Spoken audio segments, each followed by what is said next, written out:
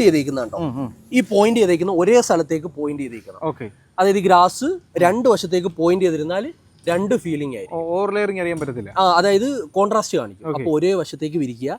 ബാക്കിങ്ങിൽ വേണ്ട ഈ പറഞ്ഞ പോലെ ഇവിടെ ഇപ്പോൾ ആണി അടിച്ച് ഉറപ്പിച്ചേക്കുക. ഇതിന്റെ ബാക്ക് സൈഡിൽ നമ്മൾ വീട് മാറ്റ് യൂസ് ചെയ്യുക. ക്വാളിറ്റി ഉള്ള മെറ്റീരിയൽ വാങ്ങിക്കുക. കേരളത്തിൽ എവിടെയും ഇൻസ്റ്റോളേഷൻ സപ്പോർട്ട് നമ്മൾ പ്രൊവൈഡ് ചെയ്യുന്നുണ്ട്.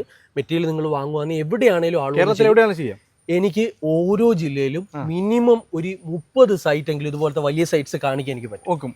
അപ്പം കേരളത്തിൽ എവിടെയും ചെയ്തു തരും. നിങ്ങൾ വിളിച്ച നമ്പർ എടുത്ത് വിളിച്ചാൽ മതി. ഈ കാണുന്ന നമ്പേഴ്സിൽ മെറ്റീരിയൽ നിങ്ങൾ എടുത്താൽ ലേബർ അവിടെ വീട്ടിലെത്തി. ആർട്ടിഫിഷ്യൽ ഗ്രാസ് വിരിക്കുമ്പോഴേ എന്റെ അടുത്ത് കസ്റ്റമേഴ്സ് ചോദിക്കാറുണ്ട്, സുഹേലെ അവിടെ നിൽക്കുന്ന മരം മുറിക്കണോ?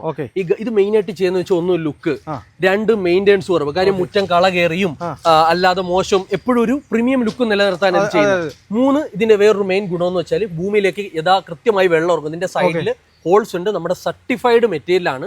മാത്രമല്ല കുട്ടികൾക്ക് സേഫായ സർട്ടിഫിക്കേഷൻ അടക്കമുള്ള മെറ്റീരിയൽ ആണ് നമ്മുടേത്.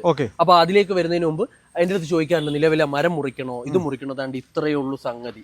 നിങ്ങളിപ്പോൾ മുറിച്ചിടുന്ന, നിങ്ങളിപ്പോൾ സെൽഫായിട്ട്